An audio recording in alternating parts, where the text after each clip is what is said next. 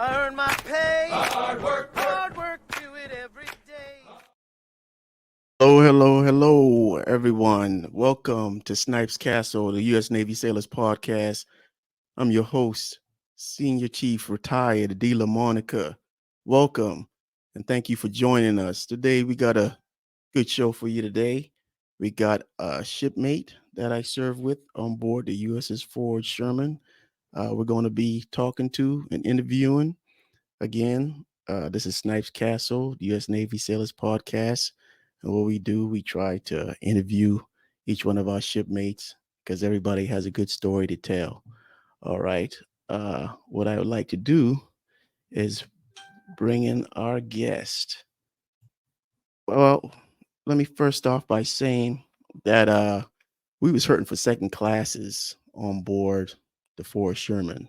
Seemed like all we had were thirds, and you didn't have that middle person, that go getter uh, in the department. We didn't have too many of those. And this guy, he checked on board by the name of Christopher Wojtan, came in as a GSM2. When he came there, it simulated real quick. I asked people, how's he doing? And it's like, oh man, this dude's smart. This dude's smart. I was like, thank God, because when you have someone that comes on board and contributes, goes above and beyond, that just makes your job a whole lot easier. All right. And what I would like to do is I would like to share my screen. And we got a little throwback. We got a little throwback picture to show y'all at the stage. There go. Well, one of the pictures right there is him as a GSM2 right there. So without further ado, we're going to add him to the stage. And what we have is GSMC SW Christopher Wu-Tang Wojtan. We welcome him to the show. Wojtan, Hey, I want you to tell everybody how'd you get the name Wu-Tang? So, funny enough, when I joined the Navy, I didn't know who the Wu-Tang Clan was, right? Famous rap group. And some guys that in my division, they came from Chicago, they come up to me and they're like, hey, you know what your name sounds like? Sounds like Wu-Tang. Yeah, you're going to be the Wu-Tang Clan from now on. I was like, I don't know. Is that a good thing? Is that a bad thing? And, from there, I just kind of embraced it. My first boat, the cooks, they used to play Wu-Tang Clan, Ain't Nothing to Mess With while I was coming through the mess line. I'd be like, yeah, don't you forget it. I remember when you checked on board the Ford Sherman. I think you were brand new. I think Chief Amelis at the time, he was there. And everybody was trying to, say your last name was your last name. And then I think Chief Amelis at that time said, call him Wu-Tang. I think he was in the log room at that 100%. Time. It's still a running gag, Every time I meet someone new at a command, there's like, how do you say it? And I was like, I'll give you one free shot. Try and embarrass yourself. So how's things been going for you? Well, I mean, for the most part, my Navy journey's been pretty blessed. I've put on chief, 5 years running now, 16 years deep. Yeah, man. 5 destroyers later, it's a fun ride. Oh man. And you're from Wisconsin, right? Yeah, originally. My when mom I can get back there. my mom just came from, this week she just came from Wisconsin from a wedding. And I was like, I'm pretty sure my boy, he's from Wisconsin. Yeah, she just came from, and I remember you wore the cheese head on board the ship. Oh yeah. Oh, crazy hat day. Can't go anywhere without that. Crazy hat day. Yeah. Oh, good times. Well, let's start from the beginning. What made you join the Navy? Oof. Well, I always kind of knew I wanted to join the military. Since I was little, I just always thought I'd end up in the Army. But what happened is that my older brother, he had joined the army. He'd done a tour in Iraq, way back in the beginning of the invasion, 03.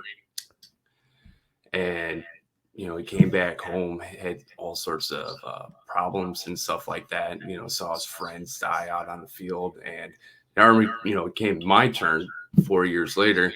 Army recruiter sits down at the table with me and my mom, and he says, well, Iraq's really not that dangerous. The likelihood of you seeing combat or being messed up are really small. And, having already experienced that in our family, my mom just like showed him out politely. And she's like, you're not joining the army. So I called the only recruiter who wasn't calling me, and that was the United States Navy. And a brand new LS1 right out of that office, he put me right in. That sound like you probably won't ever see combat. That's like the Navy recruiter saying, hey, you probably will never be on the ship. And interesting thing, my sister was in the army. She got well, she went in on a ROTC Army scholarship, and she got dropped. So if you got dropped off, you got to do enlistment time. So she's in enlistment time, and trust me, yeah, she got a little bit of issues going on there. But I know what you're talking about. I know what you're talking about. But yeah, that's interesting. The Navy recruiter wasn't calling you. That's crazy. So when did you join? What year? So I joined back in 2007. I signed my initial contract in March. I didn't leave until boot camp until September. So actually, my 16-year Navy birthday was just earlier in the month. Oh, okay. Dang. What? So when you got the MEPS, what ratings did they offer you? Ooh, they tried to do me dirty back in the day. I'll tell you what. So I scored in the high 70s. I pretty much had every rate I wanted. They didn't give you the nuke test. Well, I couldn't pass the fixes portion. Oh, so smart, but that's not my smart. So I told him I wanted to do advanced electronics in the aviation field because this is what my grandfather on my father's side did. And they're just like, well, we don't have any of that open, but we have something similar. It's called ABF, right? And being an ABF, that is not advanced electronics. That's literally being a gas pump attendant, greasing up planes. I mean, they got me good. So that was my initial contract before I came in, was for ABF. Oh, so they did get you as an ABF. Okay. Yeah. I go home. I did some research. I talked with my family. I find out what it really was. Boy, I called recruiter and was like, hey, I'm going to pull up this contract unless I get something better. Right. Mm-hmm. And calls me a couple days later. And he's like, look, I got this program. It's called JOG. Basically, you can be any engineering rate you want. You don't have to pick until you get to school. You just can't be an electrical rating. I was like, it's not preferable, but you know what? I'll take it. At least I have options. Mm-hmm. I can pick what I want from there. Well, turns out you couldn't wait till you got to school. You had to pick while you were in boot camp. Of course. So I get up to the classifier's office in boot camp.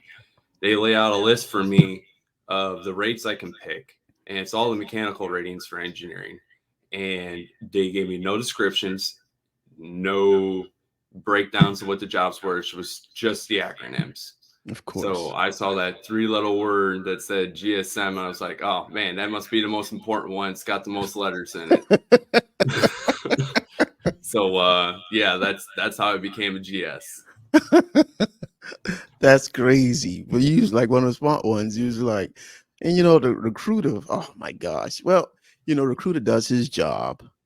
And I was a recruiter. Hey, CS is the best job in the world. Boss's mates is the best job in the world. And then, but you selling, trying to, get that sell across. But you you went back and you did your research. You say, "Hey, I'm not going through with this contract until you give me something else." Yeah, I gotta say, if it wasn't for family telling me to like, that doesn't sound right, I probably would have been in ABF and absolutely miserable. So Good on you. Well, yeah. So why GSM? Because two had the most letters. That's good. So how was boot camp when you went? How was it? oh man, boot camp. Uh, I'll be honest. I'll be honest. I was a little scared because growing up, I had done nothing more like arduous and milking a cow or doing dishes at the local restaurant. I just didn't want to flunk out. I was like, my Yeah. brother made it through Army infantry training. I can at least do this a little bit. And for the most part, I kind of flew underneath the radar. I was the religious petty officer for the division, so I didn't really have any real responsibilities. I've only got individually PT'd for one screw up once, and it wasn't even my fault. It was some kid asked me to pass the peanut butter at the table, and I gave him the peanut butter, so I was guilty talking, I guess. So yeah, that was that. But boot camp went pretty straight, and like actually, like the photo behind me or other side, Yeah. or that one, that's the Uh-huh. boot camp photo, my old division. Yeah. Yeah. At least you had a job. I was Port Wall section leader, failed the swim test, fired from Port Wall section leader, then made section leader. I was like, gosh. Was you an E1 all the way through boot camp, or did you get like meritoriously advanced out of boot camp or anything? Well, yeah, I came in as E1. I tried to do that delayed entry program for E2, Mm-hmm. but I failed my initial PT exam by one push-up. Oh, So, there was that. man, they ain't give you Now, I one mean, push up. out of my division, no one got meritoriously promoted during that time. So I Yeah. guess we were just all a bunch of screw-ups.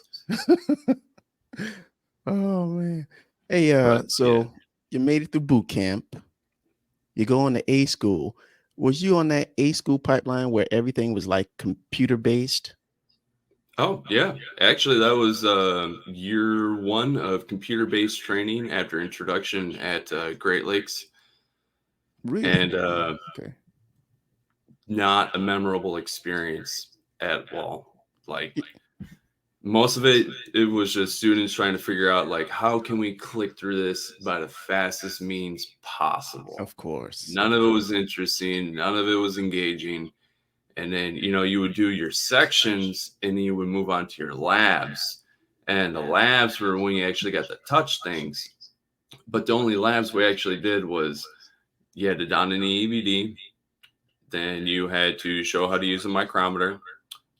You had to cut a gasket for a rising gate stem valve, and another one you had to align an inductor, which three valves and a little pit. Like the in I think the big one that we really did was just the Lubbock purifier alignment and cleaning.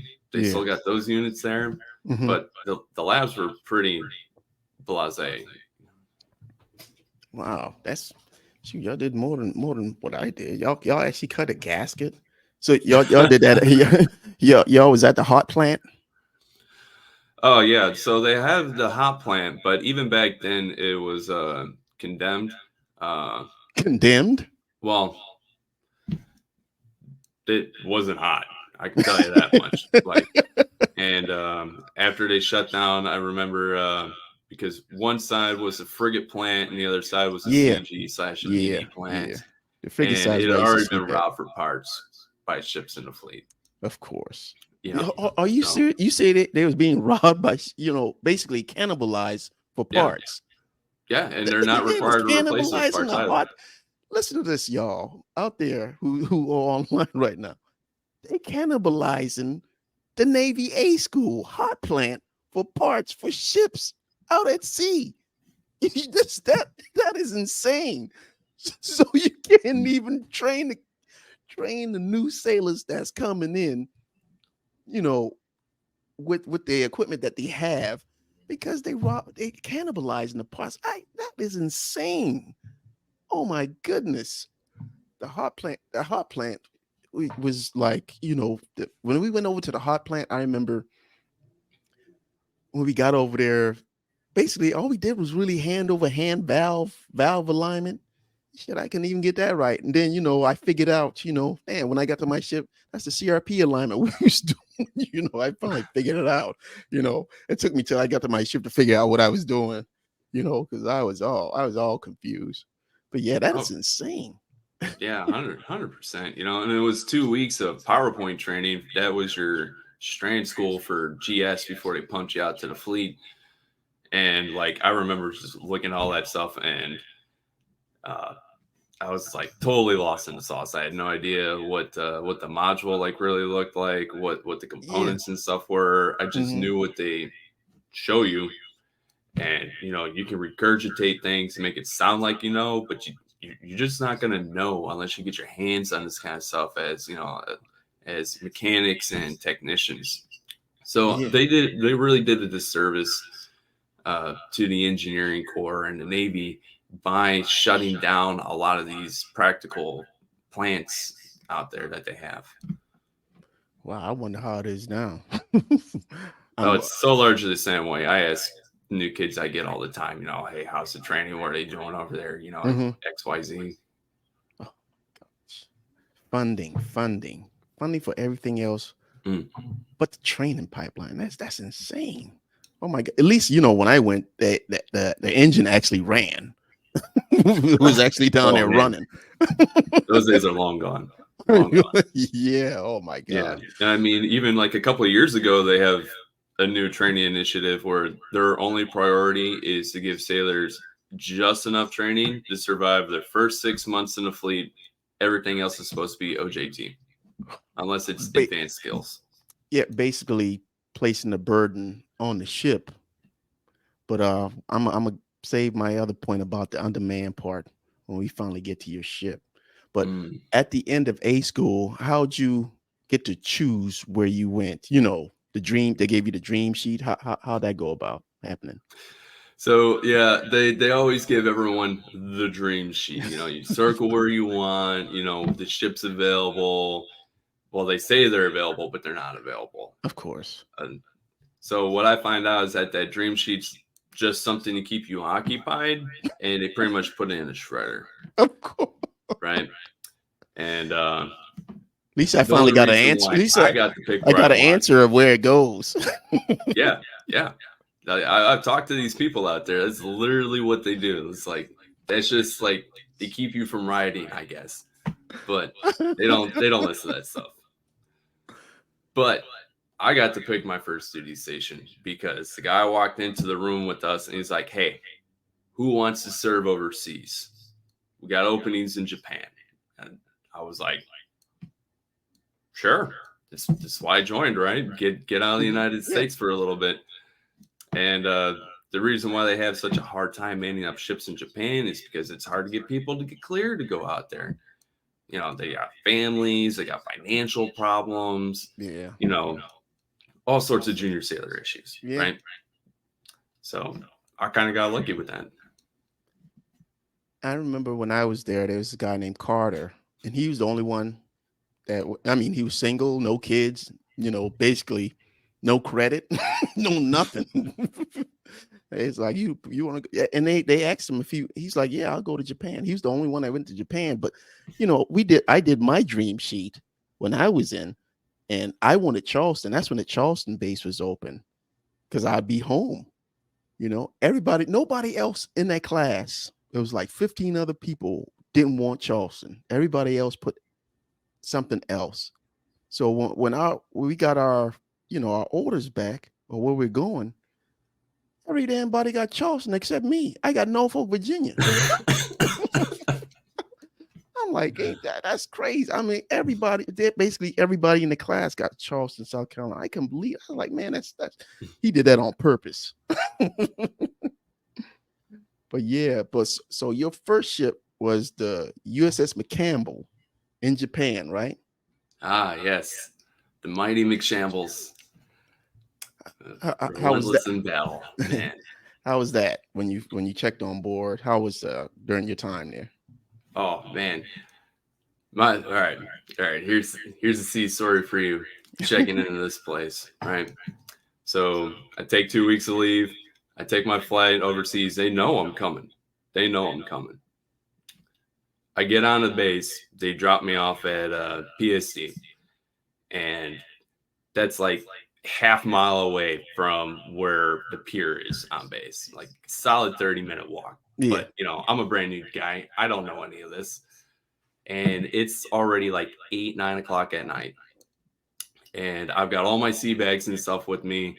I got no idea where to go, what to do, and or who to call. This is a foreign nation. I don't Yeah. even know how the phones work. So these two ladies, they took pity on me. They got a base taxi and they helped me find the ship's pier. They dropped me off there.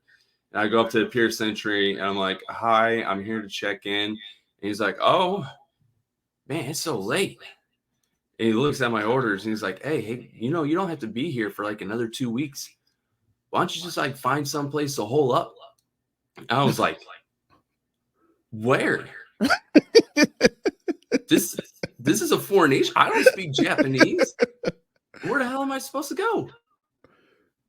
And he just huffs and he's like, fine. So he calls the CDO. They help me get my bags on board. And the first person I meet is this Ian One, who's like he's from Hawaii, absolutely crazy, can't stop talking about his truck nuts and his hogs, and absolutely wild guy. And he helps me put my bags away though. And he takes me out to get him a quick meal and brings me back to the boat, and I was just like, man, this place is freaking crazy. What is up with these folks? And then I go down to Berlin, and the first GS I meet down in Berlin is this drunk guy named Smith, he's actually retiring this year. Top snipe one of the boats out there in San Diego too. And he's like, "Who are you?" I was like, "Hi, my name is Chris Wojtan. Everyone calls me Wu-Tang though." And he just squints real hard at me. He looks me up and down. He's like, "Nah, you're not cool enough to be Wu-Tang. Your new name going to be Wiener Basket." Yeah, that was my first introduction to my division. And I later found out he was going to be my work center soup in Main 1. Oh, boy. So, oh, boy. Yeah. Nick Smith, man, wild guy. On McCampbell, your time on McCampbell, how long was you on there? I was on there for 3 years. 3 years? I started off in May 1, but after I got done cranking, they sent me to Oil Lab, and I spent my entire career from there on down to Oil Lab. Of course. I left there right after the Japan earthquake and tsunami. Mm-hmm. And the day I checked out was the day we killed Bin Laden. Oh, wow. Okay. What was you? Was you a third or second by that time? I was still a third class. I had already taken the second class exam right before I left, and I didn't pick up. But I was going to C school en route to the Forest Sherman, so that was a plus. But was C school in your contract, or it was not? I had to negotiate it, in orders processing. So you guys had already were advertising that you needed a third or second with the schoolhouse, and the detailer just hooked you guys up with me. Yeah, I remember that because we needed that NEC, and then there's like, yeah, we got this guy coming, and that we saw your name and everything. But I was just wondering, you got that C school. I think what NEC was that? Was that 4140? 4126. 4126. All right. Yeah, that's the NEC we was looking for. So you wanted to rotate out of Japan. How was Japan? I mean, was business there when you got to the East Coast? Was business there about the same as it was in Japan? in terms of, ship schedule, life, you know. Oh, no, no. You you want to talk about what it's like to live life in the fast lane? Seventh Fleet is it. You want to know how to be an operator and just like get it done? Seventh Fleet. Uh, the only problem is that the crew I served with, and my own maturity at the time, I don't think it was a good fit. I had a lot of problems, a lot of butting heads with leadership there. Granted, I walked out of that ship with 2 names, but I am lucky to God they could just throw me to the wolves more than a handful of times. They must have really liked you. When did you meet Jim Valens? Oh man, Jim Valens, man, talking about the Godfather here. Yeah, man. He's still working at Marmac. I bet he is. Yeah.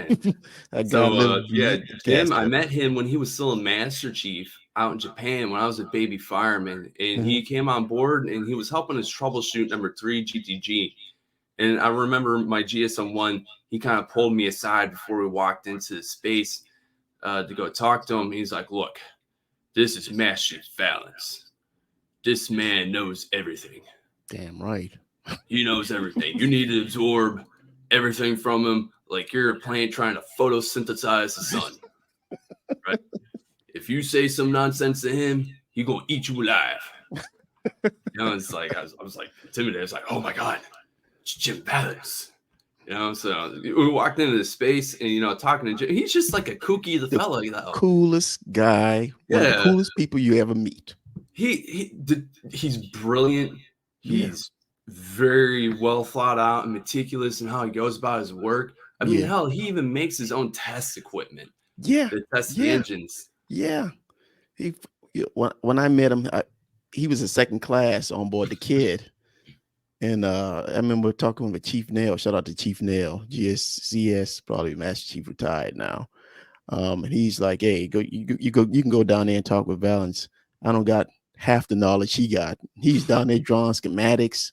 He had all kinds of stuff. He drew a gas turbine. I remember he had a gas turbine drawn with a lady on top of it, drawn on the back of his coveralls. I mean, it was meticulous too. It had all the stages and everything. I mean, Valens was the man. He was the man on there. But yeah, I just wonder if because he trained a bunch of us. Yeah, I can't speak highly enough of him. He's a great guy, awesome guy. Oh yeah, I mean, he even wrote the Sailor's Pocket Guide for the 2500 manual. That Yeah, thing's still going strong. jeez, yeah, that dude. What I was told, he used to work on gas turbines in New Zealand before he came over. But yeah, he absorbed a lot of information. He got like a photographic memory, and I mean that dude is smart. But yeah, old Jim Valens. I emailed him one time, and he's like, "I remember you, Dal." Oh yeah. Um, why did you leave Japan and want to come back to the States? So I left Japan just for like my own personal sanity kind of reason. Like I already said, my time on the McCampbell was pretty rough, and I just wanted to kind of get away from that. Mm-hmm. Um, but the only orders that were available for me at the time were I could take one boat out of Mayport, one out of Norfolk, and one out of San Diego. Okay. And I chose Forrest Sherman because one, it was the highest hull number, and I got a schooling route. So it's kind of Highest purely selfish reasons. home number, which means possible maintenance, not too not too bad. That's why I always look at the highest home number. Oh, little did I know. Oh. So you go through go through C school. All right. By how long was that? C school was about 4 months long.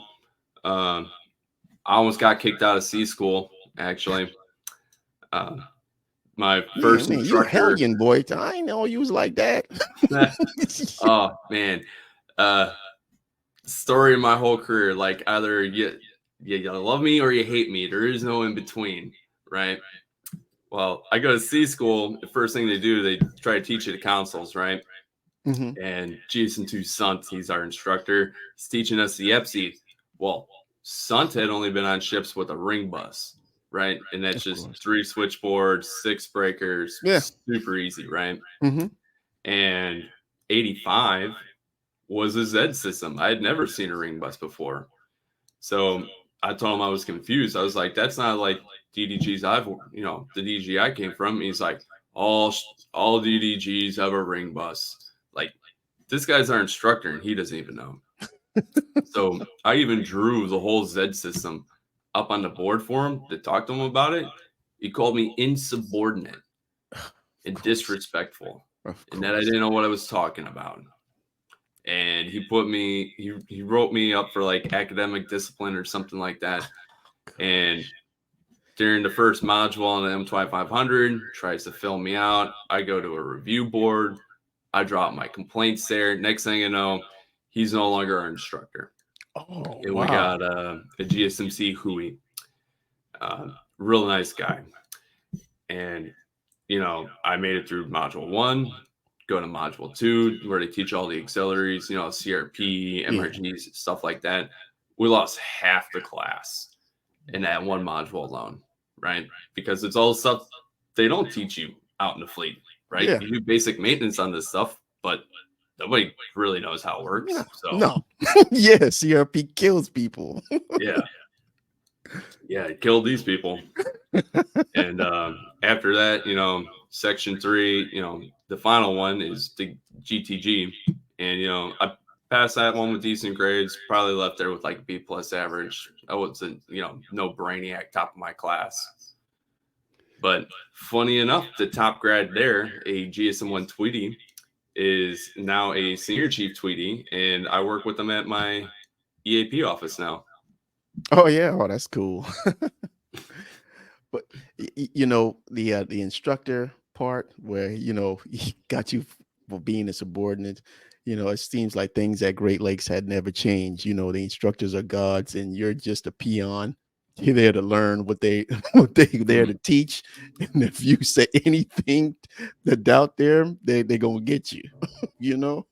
Oh yeah. I think my biggest regret is not getting my ESWAS pin on my first boat and then going back to Great Lakes because they just treated me like trash. Of course, of course. Yeah. Oh yeah, I know about that Eastward spin for real. That's crazy. So you leave C school, check on board the Ford Sherman, and what was your first take of the Ford Sherman? After being there for several months. Well, after being there for several months, I was pretty content, I really like working with a lot of different people down there. I was kind of blown away at first, when they put me down to oil lab to work with the squad down there, Coburg and Luke. And man, doing that first refueling, and MPA wasn't down to oil lab, and they were just letting me a third class direct refueling for the ship. I was Yeah. just less like, ah, is this how you guys do business? But after Coburg and them, they got used to it. They didn't need me down to oil lab anymore, which was nice Yeah. because I really enjoyed working down in Maine too. It was a really good setup. Yeah, they believe in what do you call it? Delegating, a major operation like that. Of course, when the spill happens, where was such and such at? Now the Oh questions start yeah. asked. Oh man. So one of I wouldn't call it a highlight was everybody we got to do for those online that don't know, we do a water wash on a GTM at usually on the mid watch, which is the late watch, which nobody wants to do when you come on, nobody wants to do a water wash when they come on. So you had a water wash to do one watch when he's underway. And I can remember getting a getting a phone call from Art Minks. Shout out to what was it, EMC. EMC Minks, he was retired Chief Warrant Officer now. So I got a phone call and a chief master say, hey, I need you to come down to Maine 2. And I was like, okay. You know, when Art Minks called me, he's like the Grim Reaper of phone calls. He never called me with nothing good. He always called me with something bad. You know, I get a phone call from him, I know it's something bad. So I go down to the engine room. And was you down there? Did they call you back down there, or you was down there? Yeah, you was down there. Tell the people what happened. So prior to all this, here's the lead up, right? So we had scheduled the inspections of the engines while we were in port in Crete. So we were against me and my buddy Jason C Wojtan. We were gonna groom both engines at 2 Alpha, 2 Bravo. Day 1, we go into 2 Alpha. We do the borescope inspection, tidy everything up, button up the engine, pull everything out, set aside all our tools and stuff for the next day. Right. Coming the next day to do 2 Bravo. Look at our tools and stuff. Hey, we're missing a socket set, a whole socket set. And we're like, crap, did we leave it in the module? Well, we go over to the module, we shine our light, we look in the decks, you know, and we're just like, okay, we don't see it in there. So it's probably not in there. So we go do 2 Bravo. We get done with 2 Bravo, tighten up, pull everything out, inventory tools, right? We get underway. We do a RAS that day, and, you know, they spun up 2 Alpha only for the RAS. And we do the breakaway, you know, the ship turns away from the boat, right? And then they shut down 2 Alpha right afterwards for the water wash that night. Right. That night, I get waking up in the middle of the night. Hey, man, there's a problem with 2 Alpha. We need you to come downstairs. Oh, no. You go in there, and all I see is this melted plastic Christmas tree running off the engine with all the sockets still attached to it, just like big middle finger to my face. And I was just saying to myself, oh, I'm done. I'm so screwed. This is the end. Oh, my God. Oh. And turns out the reason why we didn't see the socket set is because we broke the golden rule. You don't put anything on top of the engine. Nothing. Yeah. Nothing. I don't know. It just camouflages the cableway right above the combustor. And when the ship took that turn, it fell off, got stuck on the air horn that comes off there from the frame. Right. And it just melted right there. And we actually got lucky, because if we hadn't shut that engine down for planned maintenance, it probably would have caught on fire and started a module fire. Jesus. Oh, so, man, you know, those careless mistakes, man. And it's like, I tell that story every time to every single one of my sailors and divisions and stuff now. Like, don't put anything on the engine. Always do a good job of clearing out. And even, you know, as EO now, like after water washes, before we fire up the engine, I always make sure I go down to clear it out myself. That's how much PTSD I have from this one incident. Yeah, I understand that too. I understand that. You know, I came down there and I saw it, and I was like, I turned to Art Minks. I was like, who know about this? You know, I was about to do right. I was about to go and try to pull it off myself, you know. And then, you know, if it was, you know, if y'all had come and woken me up yourselves, you know, from birthing, and I came down there, I'd have pulled it off. I'd be like, we never talk about this again. But I turned to Art Minks, and Art Minks say, hey, you know, the whole watch team know. And I was like, man, you know, and then that's when my mind started going to work, you know, thinking about all these possibilities and scenarios. And that one scenario is all sound security on the mess deck's blabbing his mouth. And I was like, man, we got to call Chang, man. I got to call Chang. I did not want to call Chang, because I was like, these are my 2 best guys right here, Watkins, because you know he's involved, because he didn't, you know, apparently he didn't see it. And I walked by the GTM before. Man, I walked by the GTM with fuel spraying. You looked inside it and kept walking. And then somebody came behind me. Hey, you see this fuel leak? I'm like, oh man. Seriously, Yeah, seriously, it's true, man. Like yeah, you just, you see it all the time. It's just like out of sight, out of mind. yeah. But I get it. He sometimes you miss those things. But yeah. So what happened? What happened after that? Ooh, boy. Well, so we managed to get scraped off. It just looked bad, no harm, no foul, but still price to be paid. Yeah. So ended up going to DRB, me and Watkins did, and this is the only DRB, well, first DRB I ever went to. Me and Watkins went there jointly, and I remember that one quite vividly because Watkins thinks faster than I do, or at least the connection between his brain and his mouth does. And he was answering questions before I could get out my answers at the DRB, right? Mm-hmm. And they started making fun of me about it right there at the DRB. This is like, oh, some works in our suplet and his third class answer for him. I was like, oh man. And then here came the big question. Admit it, you guys didn't follow the PMS card. You guys just looked at the torque settings for when you got done with the bolts, and that was it. Watkins almost said yes, right? Mm-hmm. Which wasn't the right answer, and it would have ended us. Yeah. Right. And I managed to just like cut him off, and I said, no, we followed that PMS card to the letter. We were just not thorough enough in our investigations of the module to clear out the FOD, and we made a bad assumption the next day when we noticed the tools were missing.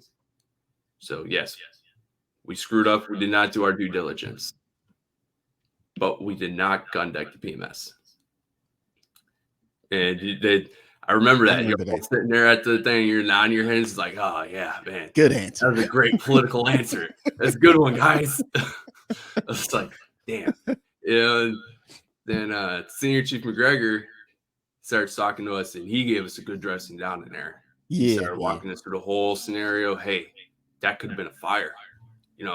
That could have been, Seaman Murillo down there fighting firing that engine for you. That's on your conscience. That could have happened. It's like absolutely putting the fear of God into us in there, God, I love Chief McGregor. yeah. When people getting there, man, he got so much wisdom. Shout out to Master Chief McGregor out there. But yeah, he's at VAQ 69 up here in Pac Northwest too. Oh yeah, yeah, he's a CMC now. Mm-hmm. Yeah. What is it? Awesome dude. Shout out to Master Chief McGregor out there. Great guy. Gave me lots of counsel because I was nuts. But so you went from DRB. Did you go to Did y'all go to XOI? We didn't. You guys were very gracious. You left it alone at DRB. Right. So I'm profoundly thankful for that. Thank you so much. Yeah. It took I think Mason was still there. Yeah. Chief Mason. Chief McGregor. I think Chief McGregor with his, scenario convinced everybody, in the way y'all was looking up there when Chief McGregor was talking to y'all. That pretty much convinced everybody. I think they good with where they at, and which was good thing. I was like, man, these are my two best seconds. Watkins my best third. I was like that. I mean, I barely got any seconds, and I was like, this is my best second class. I was like, I don't think they deserve it. And I told him I walked by the GTM, and I missed stuff, But yeah, that's good. We didn't go to Cat's Mass. Oh my gosh, I didn't need any more of that on my conscience. So when a bunch of stuff happened off for Sherman, had the HT1 Salberg incident. We went through that mob E inspection where they had like freaking 3 inspections going on at the same time. Faust. I left in 2014, I believe, and when do you leave for Sherman? I left in the fall 13. It was just a quick 2-year ride for me. Yeah, that's right. That's right. You left in 13. Um, so yeah, it was 2 years, which is cool. You know, when you go to school and then it's 2 years, and then you went from Fort Sherman, and then you went to brig school. Did Mhm. you make first class when you was in brig school, or was that after? I made it while I was at the brig. My first year I was at the brig, I put it on. Okay. And that's actually like my crowning jewel achievement um, for advancement, actually, because advancement was 12% the first class. I had nothing but PE vals, and I still put it on my first time. Wow. They gave you a P? Yeah, yeah. I walked off the Forest Sherman with nothing but P's. The DRB really did me in. Okay, that's right. Yeah. I remember we did that. I remember that. Yeah, it did. You hardly can overcome that, when you're battling, the Chiefs are battling left and Mm, right for their people. But yeah, yeah, man, you still I put know it the on. feeling. It's difficult. Well, yeah, you know it now. It's like a war going at it, trying to get your guys ranked up there. Yeah, You see it. you gotta bring the receipts. Oh yeah, mad receipts. That's why I be telling, man, y'all gotta write all this stuff down. We can't remember it up there. We gotta go up in there prepared. And I'm like, we only 4 engineers against topsiders, against everybody up top. So I mean, y'all gotta bring it. And but so far we can go until match he played. Okay, this is how it's gonna be. Yeah, you gotta bring all those all those collateral duties and stuff. It's just like intense. Yeah, yeah, and you ain't no friends up in there. We can hang out later on. But once you up in there, we battling for our people, or ain't no friends. That's all out the window. But how was break duty? And why'd you choose to go to the break? Man, I Well, wish I could get break duty. Why? I see, always get that's that the damn wild recruiting. thing. They I always learned send me about damn all that. recruiting. I learned about all that in the Forest Sherman. So when you guys made me career counselor for the division, I took to that job like, all the way. I wanted to help You people. I know, always want to help people. I remember that. And I remember saying, I was like, man, you took career counselor for the division very seriously. I mean, you brought in the new people, you did the little interviews. I mean, you did all that stuff. That's the most I ever seen anybody do as a divisional career counselor for real when you did it. Yeah, I mean, I gotta tell you something. Like 98 always holds a special part in my heart because they really turned me around. You Mhm. guys turned me around as a sailor, and if it wasn't for that experience, I probably wouldn't have stayed. So, but It- yeah, career counselor, I learned that hey, you don't have to be a GS to do a lot of these duties and billets and stuff like that. So I was just pulling all this stuff off of CSMID. I was like, oh hey, I could go do shore duty in Japan, working at a brig. Oh, this is gonna be cake. This is gonna be the best day of my I life. know, man. Break duty. Everybody says break duty's the best. Was it great? I know it Oh, it was. was it was the best. The one out in Japan is a pre-trial confinement facility. Max that people I ever had, and there was like 8 guys. Sometimes there was nobody at all. 4-man duty crew. I worked 8 days a month. You ain't had no terrorists there like in Guantanamo Bay. No, Only no. sailors, right? Yeah, everybody was in there for like larceny or basic crimes and stuff like that. Some things that you could have handled at captain's mast, but I guess hey, it's time to go to court. Mm-hmm. But I learned a lot about criminal justice while I was there, and that came in handy. Came in handy later on. I'll tell you that. So you did your break duty in Yokosuka, and then you go to DDG 69. Ooh, man, you went a whole bunch of numbers down from 98. Oh yeah. You got there as a first class, right? Oh yeah. And then it happened. That's where you made chief at, right? Yeah, right at the end there. that was a brutal tour. Mm-hmm. A brutal 3 years of my life. When I first showed up, I didn't leave that ship for 6 months. 6 months? That thing was moored to the pier. It's falling apart, wasn't it? Oh my God. Oh my God. And you know, you kind of already know how I operate from, you know, my 98 days. Like everything's got to be fixed. Yeah. Everything's got to be, you know, it's just in line and in order. And I was just slaving away. I showed up right after their LOA and I was like, oh my God, how the hell they let these guys out of the yards? You know, first month on board, they had a PT break fire. And I had to rebuild that thing on the middle of Lemaine 2. Oh, man. You know, underway. Like, no assistance, just doing that thing. You know, and my chief at the time, you know, can't say enough bad things about him. Right? Just, and, you know, it's not that he was, you know, he wasn't smart. He was an intelligent person, knows a lot, but couldn't be bothered to work on anything. Can't handle stress. Can't handle people. I was basically running that division up underneath him for a solid 3 years. And you probably know who's running. Yeah, man. You get, for those of you out there, you know, we high chiefs and high regards, but there's some out there that get to that level and they just waiting to retire. They might have 5, 6 years left. They just waiting to retire, and they just waiting for that good first class, that great first class to come, and they go really retire while I'm active duty. and that's pretty much what you got into, right? When you went to 69. 69. Oh my God. 69 ain't far from 51, so I know they was falling apart. Yeah, it was tough. I just thank God that they were like the first boat with the 9140 module and not 9130. You know, the generators with all the deck grates. Oh, yeah. Solid decking. Mm-hmm. Oh my God, I probably would have made life so much worse. But no, I managed to make it through that. We suffered through a lot of MRG problems.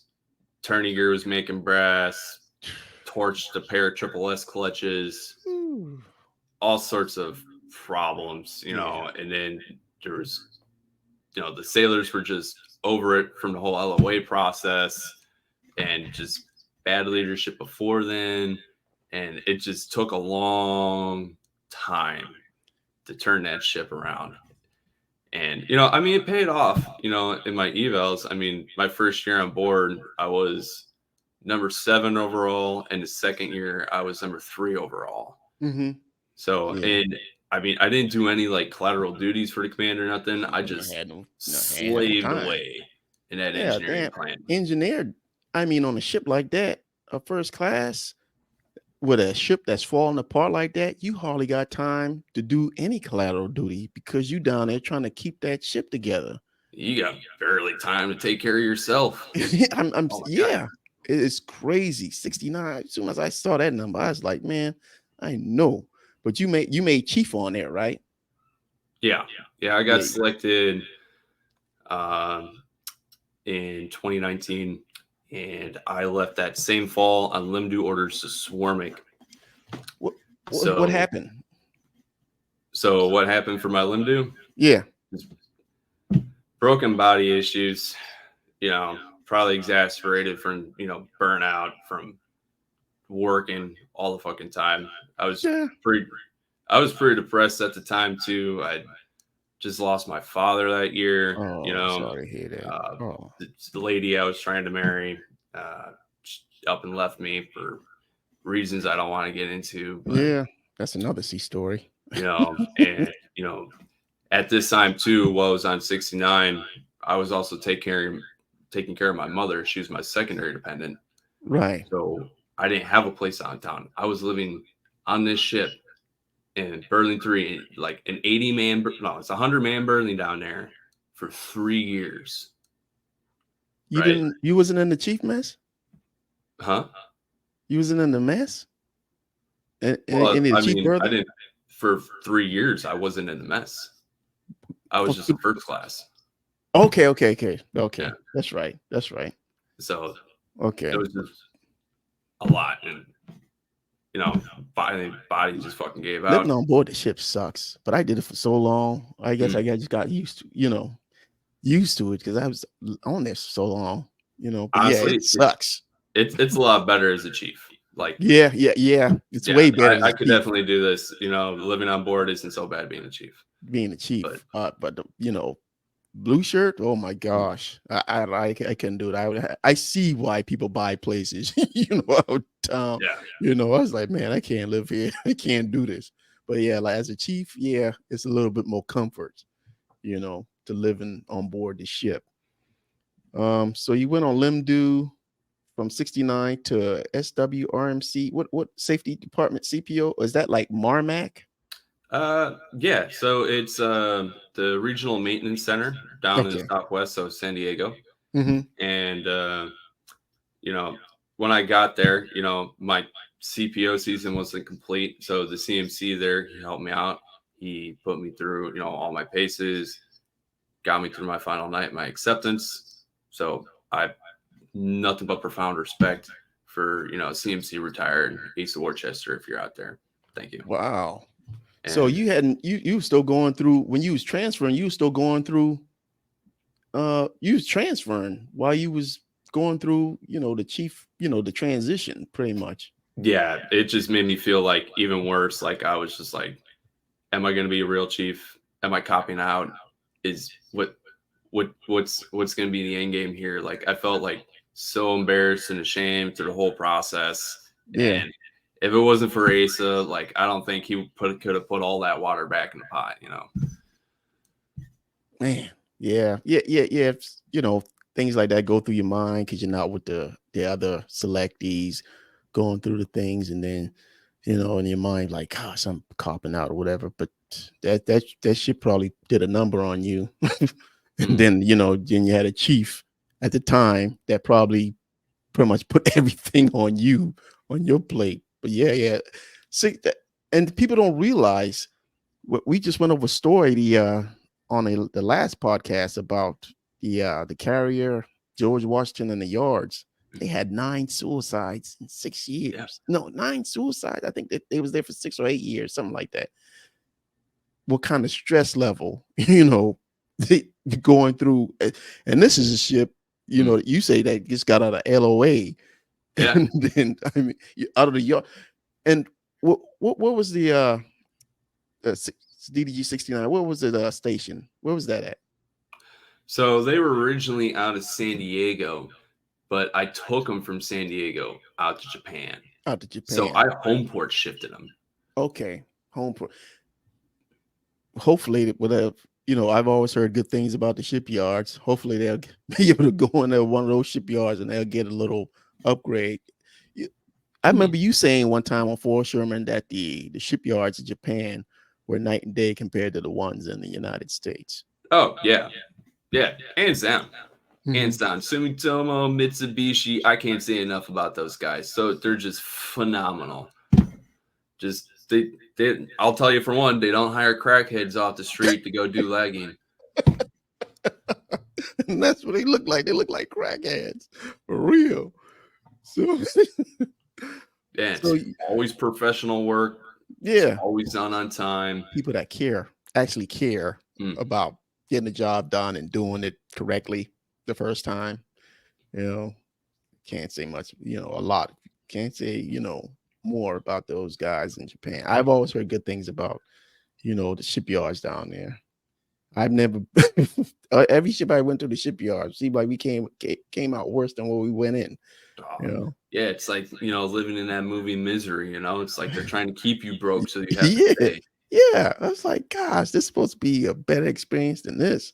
It's like, gosh, and it never gets any better unless you go to Japan, I guess. Mm. So you leave safety PO. Now you're a chief petty officer. Come off a Limdu, I guess. Then you transfer back to DDG 111. That was up there. GDG 111. That was almost brand new right there, huh? Oh yeah. Yeah. Well, I mean, before I went to 111 though, something big that happened down in San Diego, BHR caught on fire, Oh, right? real. Oh yeah, you remember the big flat top that burned down? Oh yeah, Hutchison. I was talking with Hutchison. Hutchison was involved with that. Actually, Yeah. this week, we supposed to be doing Hutchison today. And he canceled, and that's when I called you. But he was on that. He actually worked with me on that. So I worked with this guy, a BMC roofing over at Swarmic Safety, and safety is like supposed to be like an easy place. Well, when the BHR burned down, we were responsible because they were still in an availability. So it was our job to liaise with Washington, D.C. and having to do that. Like me and Hutch were like the only military members in the room talking with the captain and being like NAVSEA representatives with the ship trying to figure this stuff out. I wouldn't even want to be in that room. Oh my God. That was intense. Ooh. Yeah, good. Yeah. But moving on to 111 though, it's another bad little spot in my naval career. You said something in you said something in the messenger. What went on there? If you don't mind talking about it. Man. So this place. All right. I don't want to name names, but I'll tell you how things basically went down. I show up. I have no first classes, no GSU 1, no GSM 1. I have no second classes. I have 3 third classes who are rated GSs. Everybody else is conversion. They all converted to GS. They have no experience. Some of them are, they worked as undes firemen in engineman plants, for LSDs. Right. And anyone who's been on board those know the standards between a Gator fleet ship and the destroyer fleet is night and day. Cleanliness, maintenance standards. So it's a learning experience for them. And I was basically having to juggle like all the mid and upper tier level stuff. And to top that off, our top snipe was a second year MMC who was getting ready to retire the following year. Oh boy. Right? Yeah, he was a lot of help. And there was just this strong disconnect everywhere on board the boat. Like there was this profound hostility between the XO and CO and the chief's mess. So there was a senior chief there that I had met just months prior. And I guess he had been fired by the captain over a rumor of illicit conduct with a junior sailor, frat, right? Of course. And the captain wanted to process him out of the Navy. Mm-hmm. Well, he beat the ADSEP. Turns out the allegations were unfounded, right? Mm-hmm. So the captain basically fired him over nothing. Well, it turns out the real juice and the squeeze on that one was the captain had known the top snipe when he was a junior officer, and top snipe was a second class, and he didn't like him back then. Right? So this was basically like holding a grudge forever kind of deal. Oh man, boy, that's a grudge. So listen to this, y'all. So when y'all get those junior officers, y'all never know when you might see them again.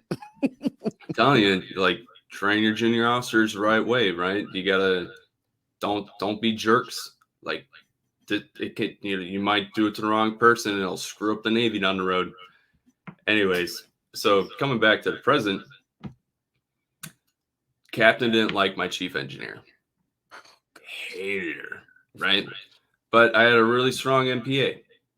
Warrant 4, dude was like the best of the best. Smart, like Jim Valance, like levels of like energy and intelligence. And, he covered for us a lot. Well, along came this incident, which was to be my undoing. So my guys go to do a pre-underweight check. Test the loophole logics, right? You gotta test to make sure that the system recognizes if the pressure is decreasing, it increases speed on your primary pump, and if it goes too low, it turns the offline one on, right? Right. Pretty easy check, standard. do it prior to every underway. Well, we also had to showcase this for the TICOM material inspection team, and we also had to showcase it for the RAT team and engineering assessment team. Yeah. So there was like 5 people down here in the plant looking at this one check, and the main propulsion system was down there looking at this check. And I was sitting up in CCS as EDO. I authorized the check to proceed. They do the check.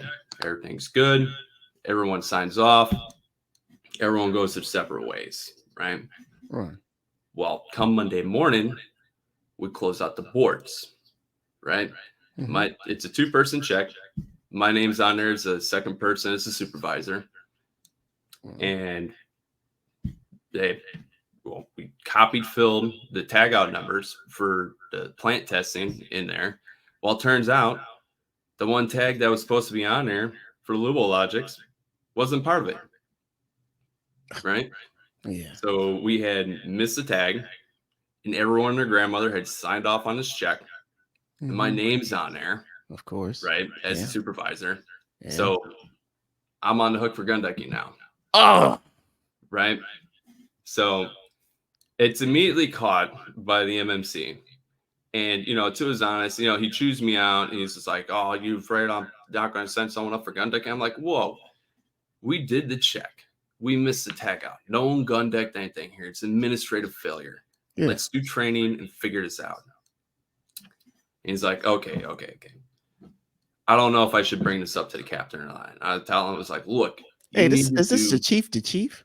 Yeah, this is chief to chief. And I'm like, look, you need to do what's right. Right? What the hell? If you're the top sign, I can't tell you whether or not to keep something from the captain. Yeah. Right? But you need to do what's right. So he goes and he tells the captain. Oh, next day, the ship's navigator, who's our legal officer, comes downstairs and he runs an investigation, right? Not a non-near mishap report, which would require training, right? And the whole fleet would be notified, right? Mm-hmm. Command investigation is solely there to find fault. Right. Right. So that you can hamstring somebody. Mm-hmm. Well, me, being a first year at the time, eyes wide, eyes big as saucer plates. I was like, oh, this is just an innocent affair. I've got nothing to hide. I lay everything out on deck for this guy, right? And turns out what they wanted me to say was that the chief engineer knew everything and signed off on it and said, yeah, just skip the tag out. That's the words that they wanted out of my mouth. But that's not what happened. Of course. Right? So they was trying to get NPA knew that it was just a dumb witch hunt. Yeah. And he covered me. Like, God bless the man. Like, for 3.5 months after the incident and after the command investigation, nothing, right? Yeah. The day after he checks out of command, he flies to his new duty station in Japan. The same night, I get a phone call saying they want me in my dress whites in the mess for DRB. Oh, my God. Right? CMC didn't call me. My chief engineer, who's on leave, right, halfway across the country, who can't come in for any of this. So I have no representation. I walk into the DRB. No one knows what the hell is going on in there. CMC just has this command investigation and some paperwork, and he's trying to make heads or tails of it, with the DLCPOs in there. And I'm just like trying to tell him, like, what's up? I'm like, look, like, yeah, this got missed. I didn't hide anything from anyone because they were trying to get me on disobeying a lawful order and what's the other one? Government documents, with intent to deceive. Yeah. So so they go through that, and I was like, look, if it's coming to this, it's obvious. The captain just wants to fire me, right? Regardless of what happens here, you're gonna provide your findings, but the captain wants me. He wants me, right? So they're like, they dismissed me, and then the scuttlebutt was because CMC couldn't be bothered to talk to me at all, right? Mm-hmm. He didn't say more than like 2 sentences to me, right? Yeah. Anyways, so the scuttlebutt I got from the other ones is like the reason why they recommend me XOI is because I refuse to admit my guilt, right? Which didn't make sense. If I'm being upfront and honest with everybody, why? Like it was just basically it just felt like a smoke screen. So it created a lot of like anonymity between me and them. Yeah. And you know, it left me with like a lot of trust issues. But you know, I go up to the XO, I tell the XO the same thing, and kind of springs out in the middle of me the sound shipboard principles, and I just kind of blinked on them. I was like, oh, I can't rattle them off the top of my head, you know, right now. And you know, anyone who's like kind of like been around the khaki sphere recently knows like that's like a hot button topic now. You know, 2 F's in a pickle. You know, forceful backup, formality, procedural compliance, integrity, questioning attitude, right? Yeah. And I couldn't rattle any of those off in a moment to him. So he just like sneered at me and wrote down in the comments, couldn't name off the sound shipboard principles. Not a chief, I want my mess. Of course. Oh, gosh. Right. I go up to the captain. I was like, you know, screw it. I'm done. Mm-hmm. It's like, you have anything to say? I was like, no. Do you plead guilty? I was like, is there really a choice in the matter? You know? Mm-hmm. So I was like, okay, maybe he just wants me to say guilty, you know, so he can have like a win. So Yeah. I pled out guilty. First out of the fucking 3 shots I didn't plead, you know, pled not guilty to. And he's like, I'm glad you pled guilty. It shows good moral character. I fire you. You have until Friday to get all your stuff off the boat. Wow. I was like, and he was going to give me a letter of reprimand too. Of course. Yeah. Well, the funny thing is that when you get an LOR, you can appeal it, right? Mm-hmm. And Yeah. because he fired me, you can appeal that too. Right. So it doesn't matter when you get removed for cause, right? It disrupts you, just completely disrupts your career. It doesn't Right. matter if it gets overturned or not. You're not going back to that command, Mm-hmm. right? Right. So I didn't contest the removal, but I did file paperwork with the Millington office on the grounds that my case wasn't properly adjudicated based on the merits of the law. Right. Right. So this is where my brig experience came into play. Right. I had to get in contact with the Force 3MC, you know, to run through, you know, the things in the GIFM and stuff like that. So technically what I did wasn't gun decking. And because I was upfront and honest in all my dealings, in fact, I wasn't the originator for signing off on a check, right? Mm-hmm. And you had all these other individuals who saw a bottom line to check for other purposes, right? Yeah. They should have all been held in the same degree of culpability, including the junior sailors. And because I was the only person punished out of that whole ordeal, Yeah. not so much as a counseling shit or even training conducted for tag out at the command, everything on that was expunged from my record. So I Good was for you. very, yeah, I know it worked out for me, but if I hadn't known, you know, the route to go, it wouldn't have worked like that. But, you know, Yeah. I still have this one eval from them. Well, that's freaking UCMJ charge on it. I have to submit a letter every time I submit a package now for promotion because of that. Gosh. But Man. yeah, it was just an really, ordeal. And the captain got what he wanted. Like a couple months later, he fired the chief engineer anyways. Yeah. And I mean, who did it help? Nobody. You know, really, this could have all really stopped with it was the department LCPO that really confronted you about this specific tag, right? Yeah. It could I have stopped, mean, hey, I see this, there's something wrong with it, let's not do it again. Okay. No harm, no foul.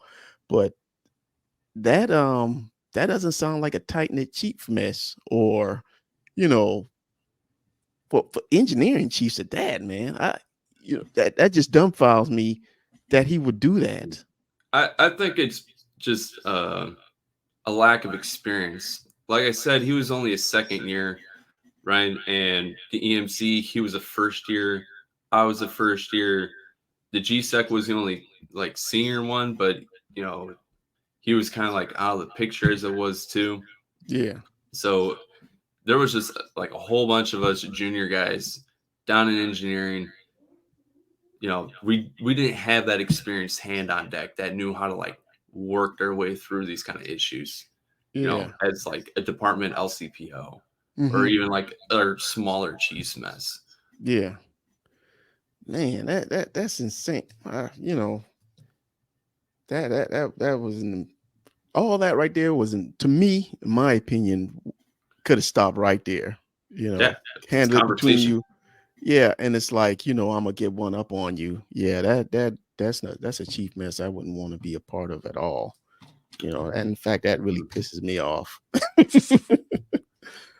So you leave 111, probably a freaking, a basic a dream ship in terms of probably maintenance, but man, you had personnel wise, you was gonna have a challenge there. Oh How yeah. how y'all even get underway? Oh, it was a struggle. Like I was doing a lot of the maintenance alongside these guys. You know, it was long hours trying to get stuff done. But I'll tell you what, though, I walked on board that boat.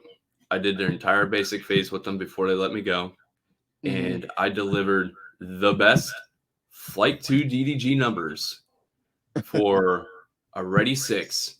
So that's like the old Ultra E, right? Uh-huh. Best Ready 6 numbers they have seen in a decade. Oh man. So you did then contribute. Yeah. And I that's what I would be like, he contributed this amount to the ship. So this outweighs, this small mistake. So I that really pissed me. That story pissed me off. I know it pissed you off, but man, that pisses me off. Chiefs, you know, going at almost like trying to one up another chief or turn another chief in. I could see if you was, you know, in a relationship with another sailor or some craziness like that. But one dang tag. you One know, thing. No, I'm nobody got hurt. Nobody, the mm, checks went through, you know. All was okay. Hey, just don't, try to be careful next time. Watch what you're doing. But yeah, that didn't sit right with me. yeah, I Um, mean, yeah, it is what it is, right? Just yeah, gotta move on with life. yeah. Just move on. So damn, you got fired off the DDG 111, the Spruance. And then so you just go on to 62, or where do you go from there? So until Millington adjudicated my case, I was stuck at Desron 21 for a couple months. Hmm. And from there, I went to go, got hored out as a mechanic, as it were, to a bunch of other ships. I worked on Steedham. Yeah. I worked on Gridley. You know, it, Gridley, fantastic boat. We actually just got done with their recent LOA, Hmm. but I went over to them to ride them as a spare hand for their Comp 2X prior to their last deployment, and they liked me so much they gave me an EL letter. Barely like Oh, a what couple say months what? off from getting They set. like they gave you ER letter? Yeah. So I mean, right there, it just shows like a discontinuity of like, okay, maybe it's not the sailor that's the fucking problem. Yeah, Sorry, yeah. That's but crazy. Gave you a freaking ER. Like that's like someone going talk at one of these colleges and they give them like one of the, a degree in something, yeah, they give you a freaking ER. I've never heard of no ship giving somebody an ER letter. That's crazy. yeah. Like I wrote them as an EO for their two solid months out there. Hmm. Wow. So Yeah, it and that was basically a temp farms hand you too. out. farms you out, but and that's the thing, you're a fire chief, but okay, we can put you to work. You can put you to work. All right. Mm. And they sent you dish you out, you help some ships out there. And then I guess you got orders to 62. Yeah. Man, Yeah. I got orders to 62. you And luckily you 3 went all the way days down to before they left for 51. deployment. 3 days. Oh, of course. Yeah. Of course. So short notice. And even then, I got on them for deployment, but it turns out my orders, I couldn't check in until the end of the month. So they got like 30 free days out of me. Wow. Yeah. Until, 111 could release me and 62 could game me a whole solid month. So I wrote them for a month for free. Wow. That's crazy. 62. Was they falling apart as well? Oh man. I gotta hand it to the guys on Fitzgerald. Like they did a good job putting her back together after the collision. Like Ox 1 looks solid. Brand new, got a new coat of paint. The only thing I kind of like noticed about the ship is I had served with her overseas, as a sister ship in Desron 15 and 7th Fleet. So I knew a lot of the guys before I knew what the ship felt like, right? The character. And returning to the Fitz, it was different. It's kind of like after someone goes through a really traumatic event in their life, you're like a new person. Yeah. Still trying to figure that out. Yeah. Fitz is a lot like that. Okay. Took us a while to figure out what Fitzgerald really was. Okay. Now post collision. Yeah. But it was a good ship. We didn't have a lot of crazy maintenance problems. Deployment was fun with only 1 or 2 Z personnel problems. One in particular was really bad, but we got taken care of. That's good. At least you got to finally you got to a ship that crews sort of to get together. Hopefully the chief mess was pretty tight. Oh, they solid group of guys. Yeah, I can't say enough about the Fitzgerald Chiefs. Yeah, that's a great mess. It was a great team down in engineering plant. No one had beef. No one was trying to stab each other, in the backs or, one up each other. It was all very congenial. Yeah. You was only there for a year. Yeah. I took them for deployment and the yards. Just because your seashore rotation. That's why. Yeah. Okay. So you was only there for a year. You got to some place and it's crazy, it's a dang near, lower number ship. And then you get there, you go to the ship that probably don't got the least amount of maintenance. And then you have all the problems there. And then you go to the ship, an older ship, and it all depends. It's the crew. The crew is what makes everything. It's if you're going to be successful or not. It's the crew. It's not the ship. The ship can be falling apart all around you. If you got a good crew, you will be successful. You can be on a brand new ship. The crew could be sucky, and you could be in for a rough time. But yeah, so you left there, and now you're where? What is EAP Everett? What is that? So Engineering Assessments Pacific. So it you used to ATG? be, huh? You a float training group now? Well, here's the thing. Like the engineering squad, they used to be a part of the float training group, ATG, but now ATG just owns our billets for like administrative purposes. For my daily duties and all my work that we do on the ships, we report to the EAP CO who lives down in San Diego and answers to, a 3-star. So who's in charge up there? Well, my department head's a lieutenant commander, and Okay. I've got like 5 other guys in the office. That's pretty much us. Just a nice little team up here. Man. You got all the good shore duty billets, man. That got stuck with freaking recruiting, man. Oh my God. I think it's just God trying to counterbalance Yeah. from the sea Yeah. tours. Yeah. Gotta be somebody up there looking out for you, man. Gotta be for real. What to say? So, man, you done told me some ch- challenges that you had to go through. I mean, like, oh my goodness. And you still here. I remember, you remember when you was on the Ford Sherman and we was talking one time and I was like, hey man, you need to put in the LDO package. You remember that? You remember that? Yeah, I do. You think about going that route? LDO, CWO? So when I was on 69, I was trying to go through the LDO process, Mhm. and I was getting really good reviews. I thought all I had to do, just continue with the process, throw in a couple packages, and I'd select.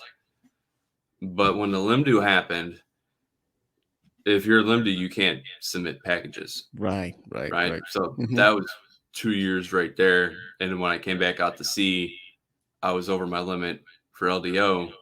And then when I got canned, even with that stuff expunged from my record, nobody wants to look at my record seriously. Yeah, yeah, yeah. So I've just kind of like put that on the burner. I may apply, after a year or two, maybe again Mhm. for the warrant officer program at Yeah, the max time limits. yeah. Give it a couple shots, but Mhm. my hopes aren't high. I mean, I used to want to eat that whole cake and then some. Yeah, yeah, When I yeah, was in second class, first class, I was yeah. hungry for everything, and now I'm pretty much like I'm content eating my stuff that's on my plate for my engine room. Like I like know if what I you could mean. do 36 years as a deck plate GSMC or a top snipe, that's the dream for me. Yeah. I hear you, man. Oh my goodness, man, this has been an awesome freaking interview, man. Man, you've been through a lot, man. At any point, did you think about? I remember you said something earlier, but at any point, you just decide at when it's my time, I'm gonna be out of here. I'm done. You ever think about that? So the best advice I've ever gotten in my career is, it's time to go when you stop having fun. And Yeah. Yep. Yep. and I still think about that a lot, Hmm. you know, and I really come down to the fact that I love engineering. I love working on these plants. I love being the EOW, the Hmm. guy, and yeah, there are some things out there, these challenges I've had to face, these, whether it be chiefs, whether it be officers, whether it be junior sailor problems that just kind of like torment me and drag me down and stuff. But at the end of the day, I think I am still giving, value added, Yeah. and I Hmm. like what that value is to the fleet. So, you know, that stuff I can just pick it up, put it in a box. I can just walk away from it. I'm content with that now. Yeah. But anytime you want to do another interview, though, like I got a lot. I got a lot of other stories besides Oh this. my goodness, man. I was like, gosh, man. Oh my goodness. Yeah, you've been through a lot. What are some other goals that you got for the future, you think? Any goals you got for the future? Well, right now I'm working on my third engineer's license to get certified by the Coast Guard. Hmm. So, if just fun fact for all those out there who do have an EL letter, you get an EL letter, 3 years to sit in it. You can go take the Coast Guard exam. You can be a licensed officer on the civilian side. 6 figures, easy job. Oh yeah. Do you know that I did that, but my kids didn't want me to go back out to sea. You know, Oh, I took the chief engineer's test for a gas turbine oiler, and cool. I passed it. I passed it. I get they sent me the little booklet, and then I was about to go take the follow on courses. I think that's when my kids was like, "We don't want you to go back out to sea." Oh, if I go back out to sea, boy, y'all could be set. Y'all really gonna be set. It's like, no, but they sent me the little booklet and everything. You know, I was going hard for it. King is doing it. Aducci is doing it. Rivera Diaz, I believe, is doing it. Yeah, it's really good money. Oh my gosh, bro. Oh yeah, it's great money. I'm like, where that money from our Navy, man? We should be making that kind of money. Them dudes making all that. I mean, even the lower tier jobs, they making really good money. But yeah. What we got now would be the shipmate shout out for you. That's our next segment. If you got anything you would like to, anyone out there you would like to say, hey, shout out to such and such, your floor is yours. Oh man, there's a lot of people out there that that deserve like mad shout outs, but one person in particular, Chief Warrant Officer Gibbs. If you're out there, you're the man. I wish the Navy had like a million of you. Like, this man's chiseled from like a pillar of salt sailor, and just they took the Library of Congress and just put it in his fucking brain. Mm-hmm. Like, I can't say enough highly. That man, he'll stand by your side if you're in the right, and if you're in the wrong, he will let you know it. So I wish you all the best. I hope you stay in the Navy, put on 5, and you don't retire until they tell you to kick rocks. Chief Warrant Officer, shout out to you, man. Shout out to you.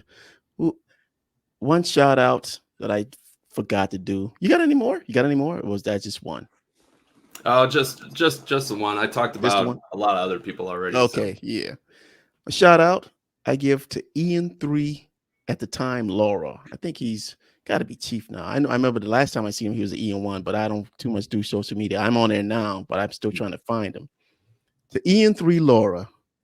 Let me tell you, when I was a top snipe on the Fort Sherman, we was going through that Mobby, and I was, that was the second one we went through, right? And I was nervous, and I was walking, and I saw Laura, and I was like, "Hey, yo, man, y'all about to go brief the drills," and I was like, "Laura, man, you coming here with me?" And Laura was like, "Yeah, I'll go in there with you." He's like, like people think a comfort animal on the plane or whatever. He's my comfort petty officer 3rd class. But he was on ETT and he knew the drills as well. So we go in there to the brief, the in brief for Marby and Laura stand me. This is Department LCPO with a 3rd class briefing this these drills and stuff like that. And when I start talking like mush mouth off of Fat Albert, my brain gets twisted and I can't. Laura would bail me out because he knew the set and he knew what to say. So here's this 3rd class carrying this Department LCPO GSCS. Seriously, Laura, Ian 3 Laura, he's another person I was told. I pulled aside. I said, man, you need to put in the LDO package. You just got that attitude. You got that officer attitude. And man, these stories I could tell about baby hands. Yeah, man. But man, shout out to Laura, man. I'll never forget that. You helped me out during that. I was nervous. I was like, gosh, they're gonna fire me if we don't pass this. But he got me through that brief right there. Where I faltered, he picked up a 3rd class. That's why it's like, man, it don't matter if you 3rd, 2nd, 5, whatever. If you got that knowledge, you can help. You can be part of the team and carry the team through. So shout out to Ian. Hopefully Ian C. Laura. I hadn't seen him in a while. Man, but I have to fleet time stock him. Yeah. But man, Chris, let me tell you something. This has been an awesome interview through the ups and downs.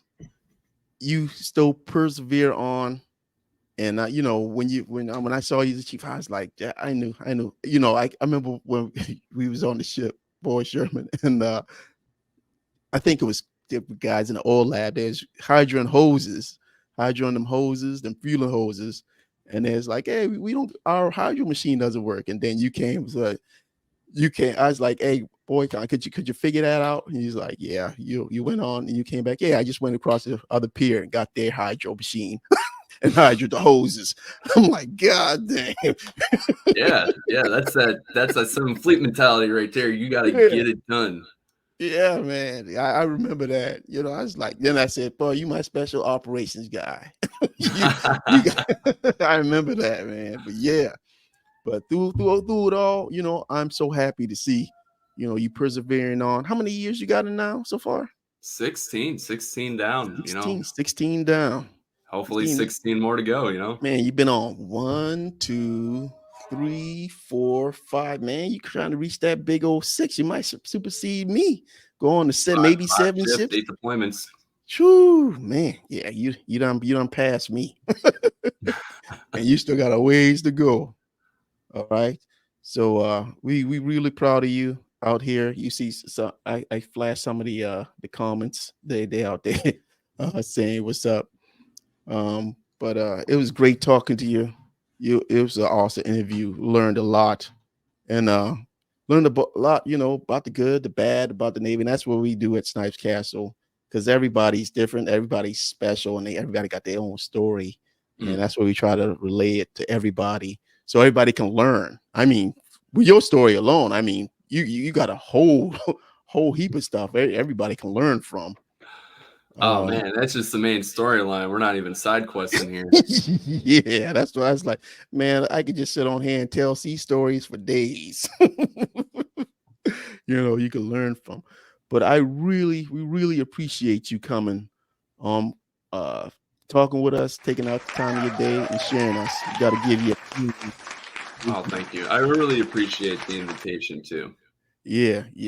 I was like, man, I gotta interview, interview my guy right there, because you was a real instrumental part of my success while I was on Fort Sherman. And I was like, one of my main goals is, if this stock bounces for me, and I get this money, I was like, one of my thing is every summer I'm going to visit one or two of my shipmates.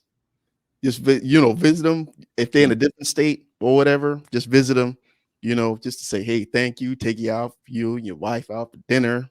We go, you laugh about old times, and that's why I continue to do this, because I just love the Navy, miss the Navy, and then I see you. Yeah. See you make chief. I mean, everybody's making chief, sail Frank, carpenter, everybody making chief. Yeah. Sal Frank's doing a great job over on Samson too out here. I just saw him the other week. Oh yeah, the old quiet sail Frank. I'm like, man, do you even talk? He just smile. It's like you smiled all your way to chief. But again, Christopher Wojtan, GSMC SW, Christopher Wu-Tang Wojtan. We thank you for joining Snipes Castle, and we wish you fair winds and following seas throughout the rest of your career. We thank you for the stories and the training and the memories that you provided to us. And we wish you nothing but success from here on out. All right, partner? All right. Take care there. All right. Everybody, thank you for joining Snipes Castle, following us on Facebook, X, TikTok. We got some videos out there. Got old shipmates out there. Got some funny videos. All right. If you want to, take a trip down memory lane, just go online and check us out. A bunch of Fort Sherman videos. If you're down there and you're feeling sad and you're missing the Navy, just go on check out some videos to put a smile on your face. All right. or a cry or two. Take care, Wojtan. Thank you for coming. All right. Thank you. All right. Hard work, that's what they say. Hard work, I earn my pay. Hard work.